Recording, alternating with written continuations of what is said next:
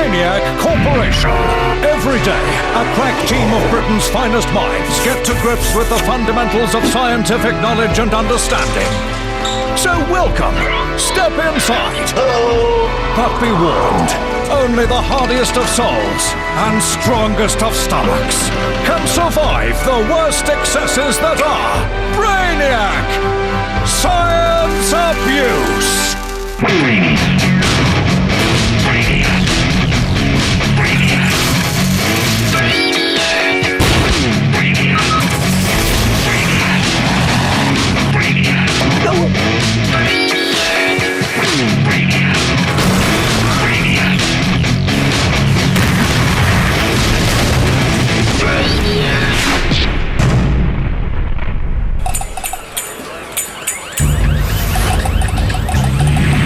Welcome to Brainiac, the science show that poos in a petri dish and leaves you to do the explaining.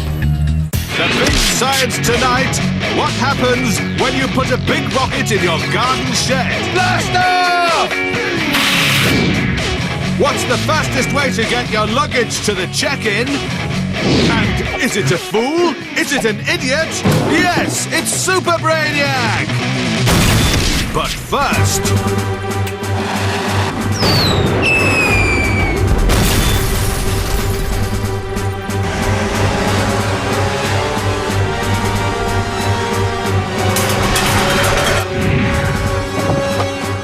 Everyone knows that NASA is the #1 organisation when it comes to using rockets for science. But there's some stuff that NASA never tried. Stuff like, can rockets be used to launch a biological research module to optimum altitude? The rockets, 6 Jupiter 300s. The research module, a shed in rustic pine. Optimum altitude, around 200 feet. Yes, we're going to try and launch a common or garden shed. It's all very well going where no man has gone before, but only a fool would go there without somewhere to store his lawnmower. This shed weighs an incredible 150 kilograms, so we're going to need a lot of power to send this off up into the atmosphere. And that's why we've got this cluster of rockets here with a combined thrust of 0.5 metric ton for 2 seconds. And I've written my phone number on the inside of the shed there, so if any aliens come in contact with it, they can give me a ring and we can start negotiations. So there we are, the world's first rocket-powered shed. NASA never tried this. Okay, Brainiacs, clear the launch site. Take off in several seconds. Okay, final checks. Countdown in T-minus 10, 9, 8, 7, 6, 5, 4, 3, 2, 1, blast off!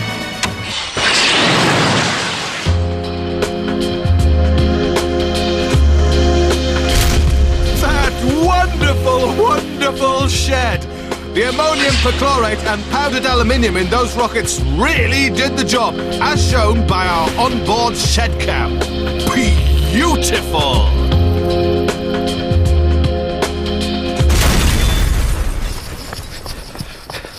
So there we are. Rockets can take a shed into space, and I reckon that went about 3 miles high and came down almost intact. Results, please. Thank you. So, when man finally makes contact with green-fingered gardening aliens, you can't say that the Brainiac rocket scientists didn't have a little bit to do with that. Take that to NASA.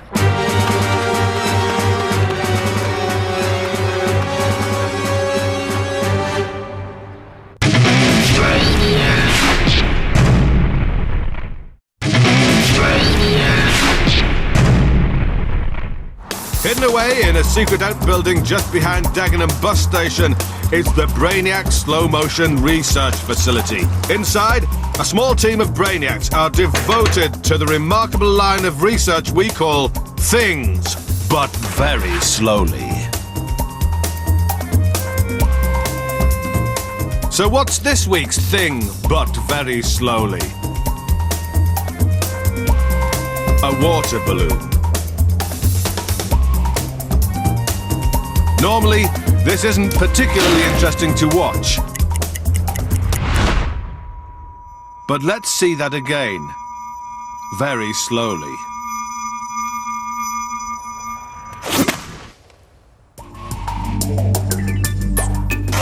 Slowed down 400 times, the latex balloon skin snaps back to its original state in less than 1/100th of a second, leaving a globe of water virtually hanging in mid-air before the liquid mass loses its inertia and begins to fall. All this in under a second. The water balloon, a thing, but very slowly.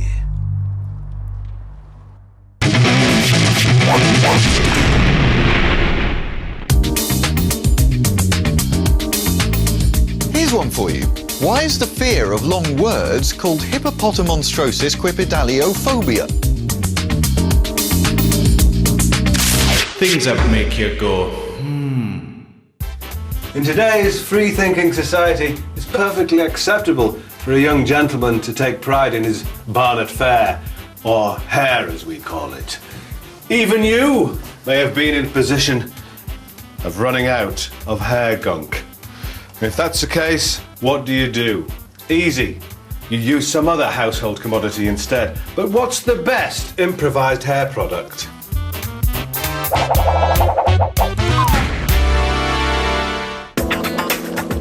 Down at the lab, an unusual sight. 3 Brainiacs with freshly washed hair that's untouched by gel, wax, or mousse. In front of them, 3 improvised grooming products. Glue sticks, raw eggs, and a pig's lard. Each item chosen to introduce shape and style to those lank, lifeless mops. But which will give the strongest hold? Begin hairstyling.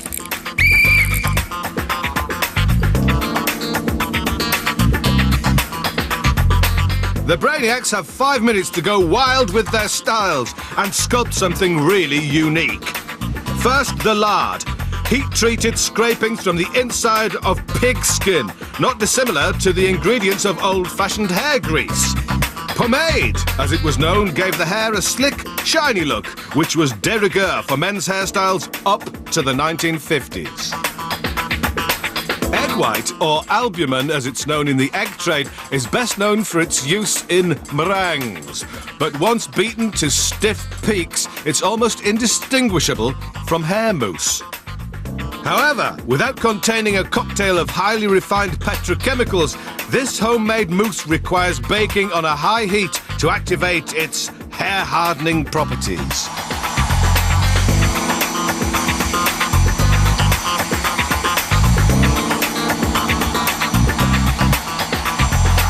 Finally, glue sticks, offering a convenience that eggs and lard can only dream of. This DIY hair product can easily be slipped into a pocket, sleeve, or small bag. But how good is it on hair? Its adhesive power comes from PVP, an ingredient that's also put into actual hair gel. And before you go writing in, it's water-soluble, unlike other glues. You have been warned. Just a few more seconds for some final finessing. Stop styling. And remarkably, we've ended up with 3 rather successful styles. The lard has brought a clean-cut, brilliantine shine to that classic short back and sides. Egg white has created a naturally soft, yet fully upright Mohican. And using glue, this Brainiac has emulated the barnet of a saucy punk rocker. But which DIY hair product is the strongest? First, lard. Well, it's the shortest hair, and despite a shine you can see your face in, it's starting to lose it round the edges. Onto the egg white, and it's robust to start with, but after a few seconds at hurricane force, the hair is more no-hawk than mohawk. Finally, glue stick, and look at that. It's set like cement on a shack pile. Some minor underlying movement, but there's no shifting that style. And the best alternative hair gel is glue stick. So, if you're having a hair mare and stuck for something to put on it, It's got to be glue stick every time. Things what my body does. My name is Kirsty North, and the thing what my body does is this. Feet point forwards to balance the hinging of the knees and to help stop us toppling over. They also point forward so that we don't look weird, like this person.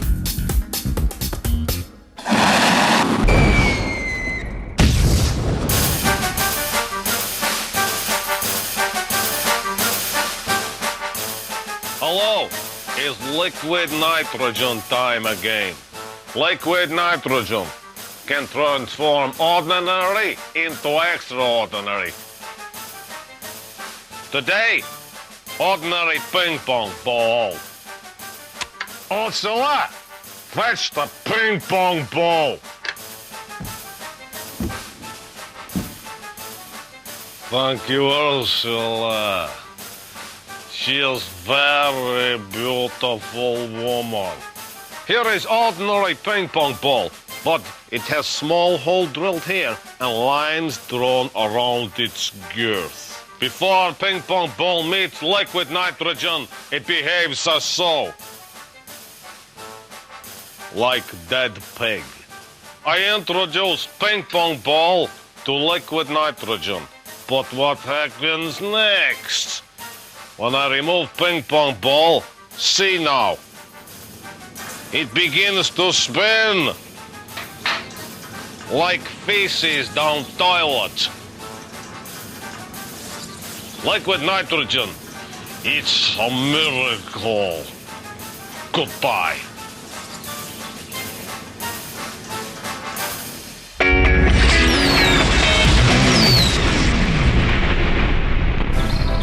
Will it fizzle or will it flash?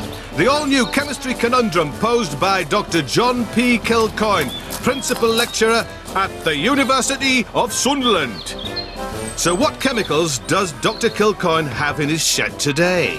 Hydrogen peroxide, potassium iodide. Will it fizzle or will it flash? Dr. John P. Kilcoyne of the University of Sunderland posed the question. Hydrogen peroxide and potassium iodide. Will it fizzle or will it flash? The answer, it will fizzle. Potassium iodide acts on hydrogen peroxide as a catalyst, decomposing it to give water, oxygen bubbles and a fine fizzle. Nice one, Doc. What a great fizzle.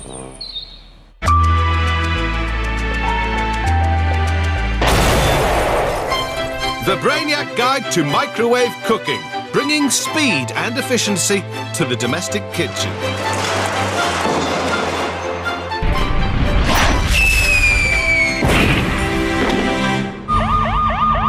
Stop! The following recipe is dangerous. Do not try this at home. Or anywhere else, for that matter. Today, trifle. You'll need Victoria sponge, jelly, custard, we prefer yellow, squirty cream, and for that touch of sophistication, sherry wine. Just one tip, don't, whatever you do, allow a lump of plastic explosive and your 5-year-old's birthday candles to enter the microwave cavity. Even worse, absolutely do not light them. 10 minutes on full power is usually plenty for this recipe, but cooking times can vary. As the overloaded carousel grinds to a halt, the microwave energy makes the candles flicker, sending hot wax dripping towards the plastic explosive. It's a domestic white goods time bomb, and eventually, a trifle catastrophe. We do these recipes so you don't have to. Do not try this at home.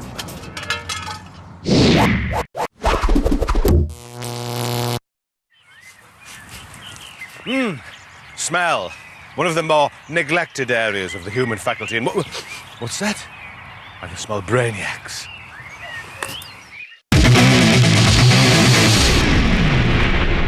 According to this research, certain smells can affect concentration, alertness and hand-to-eye coordination. But is this true? We're going to try and find out which smell is the best at improving performance. And we're not going to be using scented candles, aromatherapy burners and essential oils. They are for New Age Mystic Marys. For maximum stink saturation, we're using beards. 4 Brainiacs with 4 aromatherapy beards.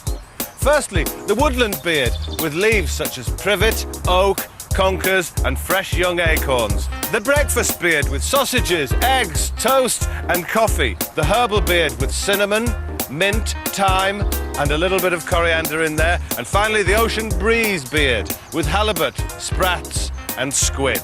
We'll be testing the beards in a series of experiments to see which stinker is King Pong. With their nostrils taped back so that the smells can work their magic on the tiny brains of the Brainiacs. The first challenge is one of concentration. I'm going to ask the Brainiacs to stand on these buckets. Brainiacs, stand on your buckets.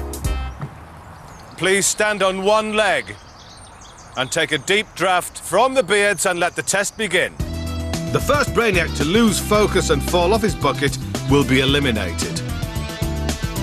Country folk are famous for taking life slowly, perhaps because they inhale molecules from the herbs in the meadows around them like chamomile or borage, which are proven to send relaxation messages to the brain. But will this beard make him too laid back to concentrate?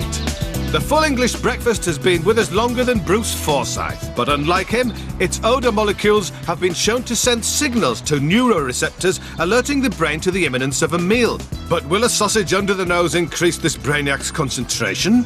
The smells of a primeval forest reconnect man with his primitive past. The olfactory system in the nose has close anatomical ties to the area of the brain involved in emotion and memory. Will this beard give him the concentration of an ape-like mammal? The bracing sea breeze has long been thought of as good for landlubbers. The unpolluted air makes a person inhale more deeply than usual, relaxing the muscles, relieving stress and calming the mind. But can a beard-based simulation of the North Sea make this Brainiac concentrate? It's not long before one of our wobbling wafts wilts. Woodland beard disqualified. Woodland whiff's blown it, leaving 3 remaining beards to battle it out in the next challenge, a test of hand-eye coordination. The fairground buzzer game. Nobody knows who invented it or why, but it remains a favourite at church fetes and chutney festivals around the world. This looped wire travels around this wire, and should the 2 wires connect, a buzzing sound is heard.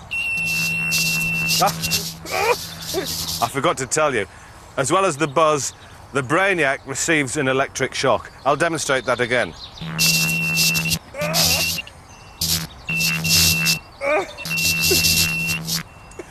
Well, that's the element of the game, but who will travel all the way around the wire? Begin! Molecules from stinky substances are detected by olfactory receptor neurons at the back of the nose. These turn them into electrical brain impulses, triggering a pharmacological, psychological, or even physiological response, allowing us just to sit back and enjoy the science. It appears the more pungent the smell, the better the Brainiac's hand-eye coordination. Ocean breeze comes in first. Breakfast in second. So that means that Herb, you're out of the competition. So, as the herbal meadow beard leaves the field of play, it's time for the grand finale. We're now down to 2 contenders to take the title for most invigorating smell. Will it be the fresh fragrance of ocean breeze or the morning ming of breakfast? To find a winner, we're going to take a reaction test. This detonator is wired to the ocean breeze caravan, and this detonator is wired to the breakfast caravan. And this is my music box. When the music stops, the first Brainiac to hit their detonator gets to blow up their caravan. So if you're ready, steady, listen.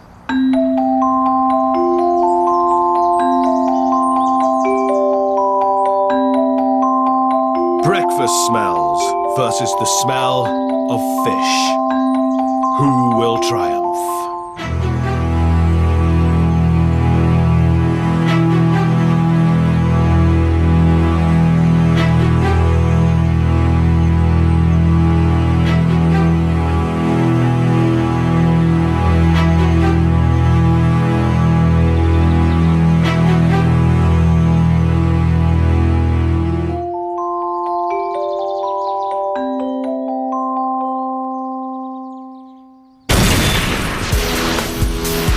So there we have it. The aroma of choice for concentration, hand-eye coordination and alertness. Your squid's in with an ocean breeze.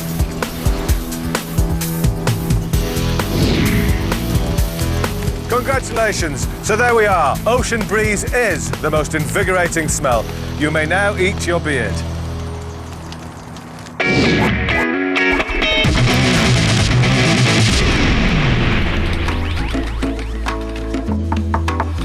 Come in. Stand over there for me, please. Right, Mr. Tickle, what can we do for you today? Nurse, I'm bored. Can you show me something interesting I can do with my body? Certainly. Try this. Please put your right hand up against mine. Now feel the back of my hand. Ooh, how strange. Freaky even. It feels like a weird dead hand. This strange effect is caused by the psychological expectation that you'll somehow be able to sense the back of your hand being touched. When it turns out you can't, it leaves an unpleasant feeling that you're touching a dead hand. Thanks, nurse. That'll keep me amused for hours. None at all. Goodbye, Mr. Tickle. Goodbye.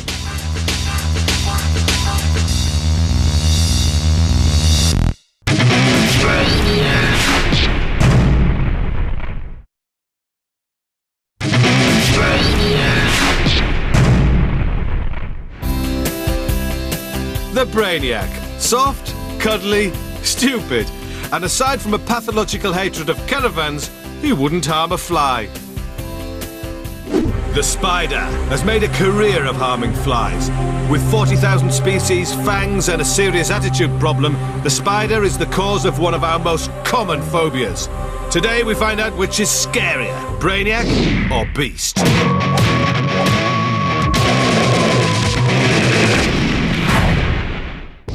The Beast measures 17.5 centimetres, has 8 eyes and hair all over its body. The Brainiac stands 174 centimetres, has just 2 eyes and hair all over his body. We're going to expose members of the public firstly to the tarantula and then to the Brainiac. They'll be asked to gauge which is scarier. Tarantulas kill their prey by injecting venom through their fangs and are nocturnal predators. The Brainiac also prefers a nighttime meal, normally a kebab. Fear occurs when you feel under threat, whether that threat is real or imagined. Its evolutionary purpose is to kickstart the system into reacting. But although the spider might be the more dangerous of the two, so far the shock of finding a disembodied screaming head in a box causes a greater response, maybe due to its unexpected nature.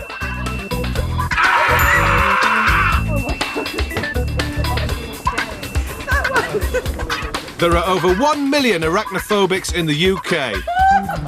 Oh, and there's one of them. I really don't like spiders. But it seems today there's something scarier. Who'd have thought it? When backed into a corner, our Brainiac turns feral and reconnects with his animal self. So in the first round of Brainiac v Beast, the winner is Brainiac. Next time, it's Brainiac versus Dog.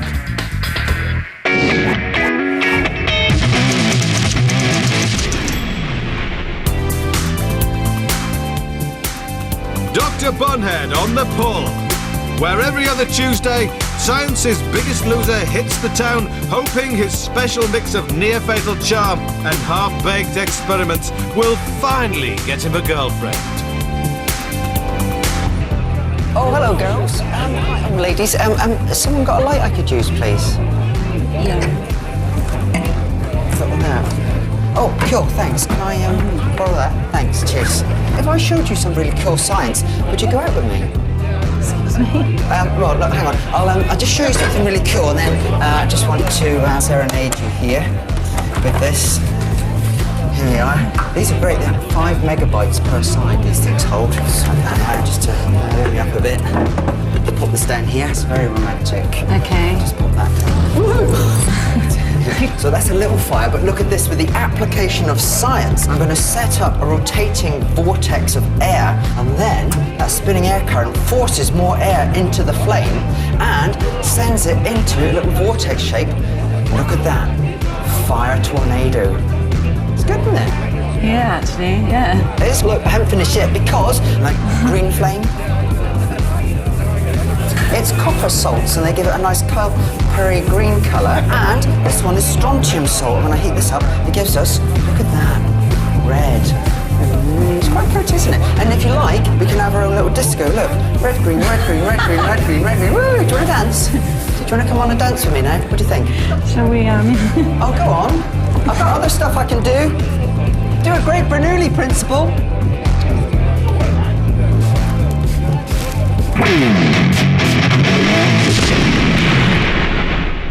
Dear John, I'm an unemployed couch potato. I'd like to join a swanky gym to get fit, but can't afford it. Is there a cheaper way of getting the same kind of workout? That's from Wee Nicky of Inverness. Well, Wee Nicky, we here at Brainiac know all about budgetary constraints, and I think we found the ideal cut-price alternative to a gym. But before we go there and find out whether it's any good, we need to see how many calories a Brainiac will burn in an average half-hour session in a traditional gym. And in order to make sure that this Brainiac is well motivated, I brought my friend Simon along to give him some encouragement. Right, you festering rat, lose the sandwich now! Get yourself on the treadmill! Come on, move it! Come on! Okay, off we go! Let's do it! 1, 2, 3, 4! Come on! Do it! Push it! Come on! My grandmother moves quicker than this, and she's 95 years old. Come on, push it hard, harder. I need more from you. Pump, pump, pump, pump. Come on, do it. Oh dear, was that a little bit of pain on your face? Do you feel tired? Do ya? That's lovely. Push, push. Come on, right. You're an amoeba, a slime, a dirty, horrible one. OK, so in half an hour, our Brainiac has burnt 520 calories, at least 20 of which have come straight off his nerve endings. Off you go. We found a report from the University of Lapland in Finland, where it's still legal to do scientific experiments on old people. They emptied an old folks' home and set the elderly Scandinavians loose on a children's playground like this one for 3 months to see if it improved their level of fitness. At the end, the old biddies who weren't dead were as fit as fiddles. Get off those machines now! This is a temple, a place of fitness, not for your crippling little oozing bodies to be messing around. Now, I'm sceptical about any scientific report which comes from a land that claims to be the home of Father Christmas. But hey, let's give it a shot. Right, you slimy maggot, let's get you on here. Let's see what you can do. Show me how you can swing and use them stomach muscles. You've got a stomach, I take it, have you? The swings are a low-impact workout for the legs, like being in the gym and doing quadricep curls. Right, all right, up you go. Go on, hand over hand, and we're going to go along. Get those slimy little arms of yours, those horrible pieces of string. Get back up there. These monkey bars are a great upper body workout. It's the same as doing 30 lat pull-downs in the gym. My word, who is this? Is this your bird? She's got bigger arms than you got. I can't believe it. She's over there, can't she? She's over there. And then we're going to seesaw together, up and down. Seesaw. Working the seesaw is just a more fun way of doing squats, working out the lower abdomen and the thighs. Come on in, move. Come on, up we get. Come on, get those long pieces of string jutting out from your skinny little waist. The assault course doesn't just work out your thighs, arms and back muscles, it builds concentration and spatial awareness too. Across we go. Okay, and stop and relax there. How do you feel? How do you feel, son? So, after half an hour in the playground, how much energy has our Brainiac burnt off? 540 calories. So there you have it, Wee Nicky from Inverness. Half an hour spent in a children's playground burns off more calories than the same time spent in a gym, and it's completely free. Mind you, I know of an even more effective form of exercise. Right, off you go, Brainiac. Staines is only 12 miles that way. Staines, we heard Staines down in Staines. I've seen the diary in the back of your trousers. Come on, move it.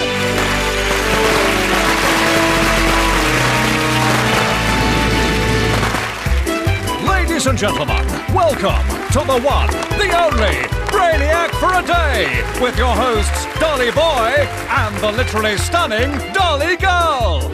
Every week, one lucky viewer gets to wear the famous yellow t-shirt for a thrill-packed day as a Brainiac. This week's Brainiac wannabe is Richard, an office clerk from Upminster. Tell us, Richard, what is it you're going to be blowing up today? My office photocopier. And what a lovely photocopier this photocopier is.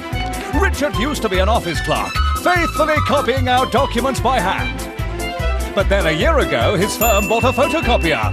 Richard is now unemployed. But before he can blow up anything, he needs to transform from unemployed office clerk Richard to Brainiac Richard. Now he's got to spin the wheel of explosive truth to decide which explosive will be blowing up his photocopier. Where will the arrow point? It's TNT! What a surprise and what a great result! Uh-oh! No time for celebration because there's the siren, the signal for Richard and our dollies to retreat to a moderately safe distance. Our explosive expert sets the charge. TNT is highly volatile, so when handling it, it's important not to panic. As always on Brainiac for a Day, our motto is safety first, Brainiac second! There's just time for Richard to prepare himself. And there she blows! What a blast! Good work, Richard! Everyone loved that one! TNT, or trinitrotoluene, as it's known by boffins, is the perfect cocktail of toluene and nitric and sulfuric acids. It's loved by wily cartoon characters, and just looking at the beautiful final moments of Richard's photocopier, you can see why. Well done, Richard. That's one photocopier that's definitely out of paper. Thanks, Brainiac, for making me a Brainiac for a day. No problem, Squire. Here at Brainiac, there's no one more important to us than our beloved viewers. Oh, and Richard, good luck with your job seekers interview. Professor Mayang Lee, bringing beauty as well as brains to the world of Brainiac. Recently, the prof's been having fun in the garden with her new favourite toys, a stunning pair of steel balls. By abusing the gravitational field of the Earth using a piece of string and a stepladder, Professor Mayang is able to unleash her pendulous orbs on unsuspecting objects. Today, it's that most delightful of earthenware, the plant pot. So, will Mayang Lee's balls of steel shatter or shunt the plant pot? Also to come, can this celebrity still do his day job whilst being electrocuted? Super Brainiac's got his finger on the pulse. And CO2 power meets luggage trolley.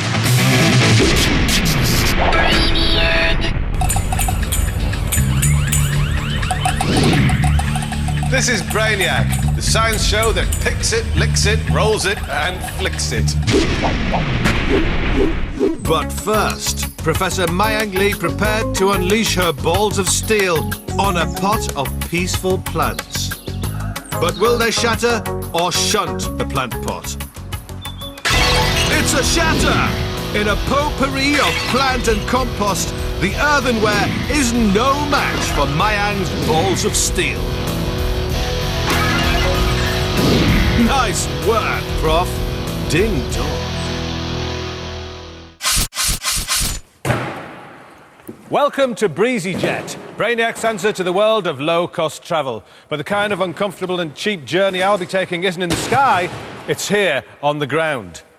Now, under normal circumstances, if you were fat, lazy or rich, you'd travel in one of these to lug your luggage to the checkout desk. An airport service vehicle, capped at 6 miles per hour. But can I, my luggage and some CO2 do better? I think I can.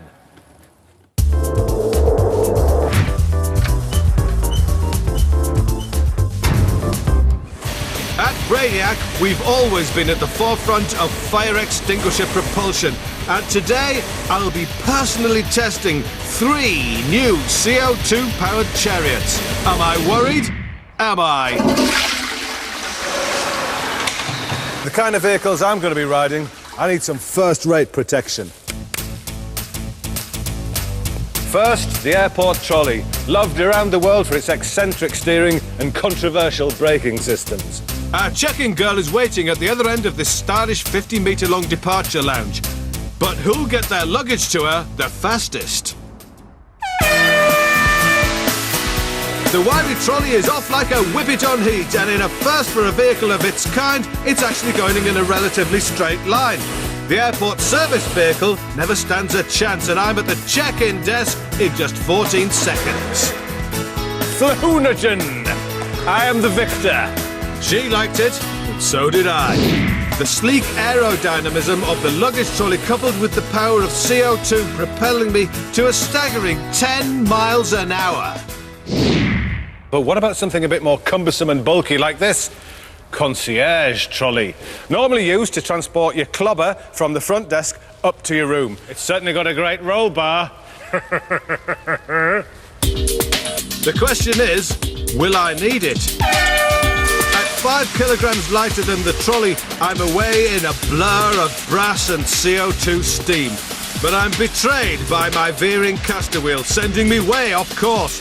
So as we reach the check-in, it's a photo finish at 15.32 seconds. With its poor steering and cumbersome frame, you can see it only just pipped the airport service vehicle at the finishing line, averaging 6.5 miles an hour. It's time to get down to basics. With me and my suitcase. So this is it, the purest method of luggage locomotion there is. Luggage itself. A mighty blast of CO2 and nothing. The tiny wheels won't budge the weight they're being asked to carry, no matter how large the thrust at the rear. Like riding a donkey at the Grand National, there can only be one outcome. The airport service vehicle romps home, and I can only be magnanimous in defeat.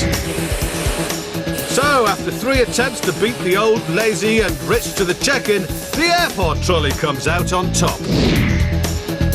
Well, the suitcase was a waste of time, but it's official. The quickest way to get your luggage from A to B at 10 miles an hour. It's the CO2-powered airport trolley.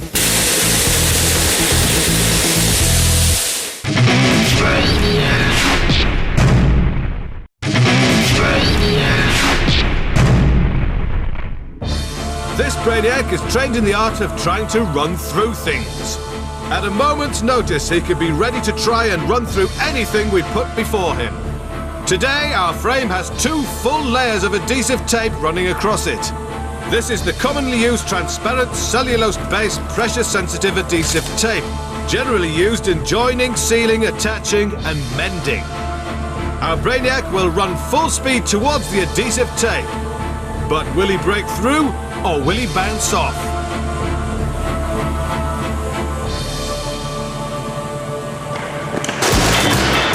It's a bounce off! It may look bad, but only a few of the strips of tape were damaged. Thank goodness. 2 layers of adhesive tape, something you can't run through.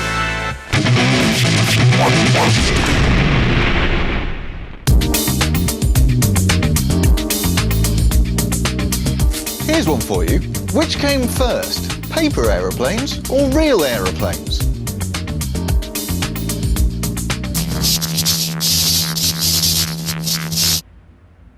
We're attaching electric cables to a well-loved, well-paid British celebrity.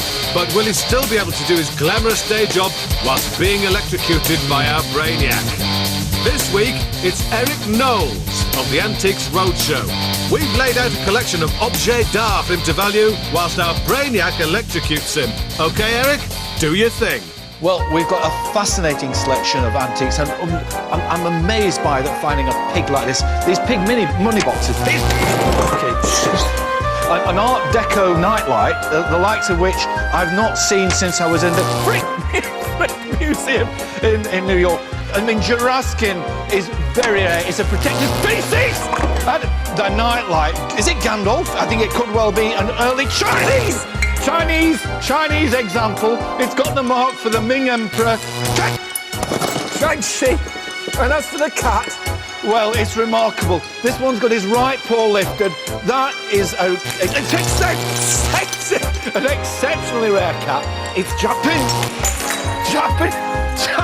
Japanese, and I know it's Italian because this is a little treasure. I dream about finding these at car boots. I mean, I can tell you, was a very rare pop.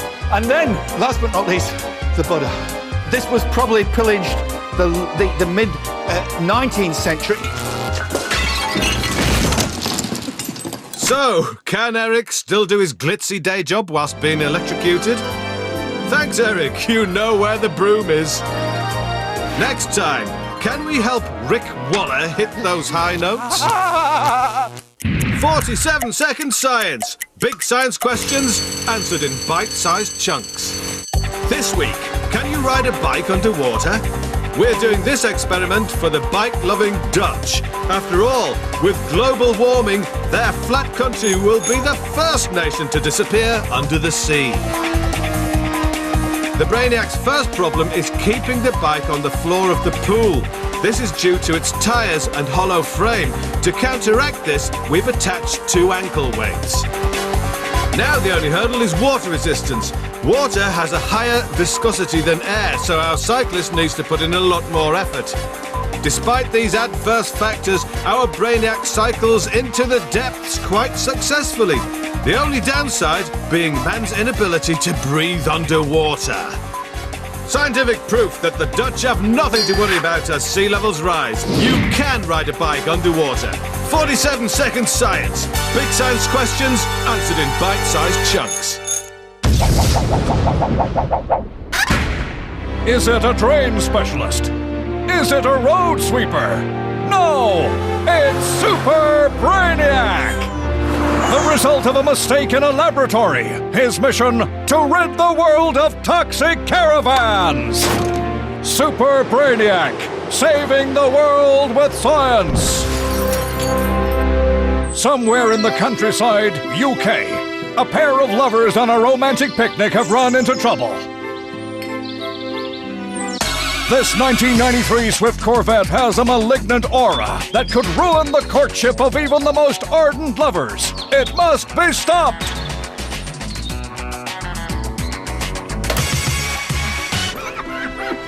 Meanwhile, a few Brainiacs are working the weekend to add some overtime to their meager pay packets.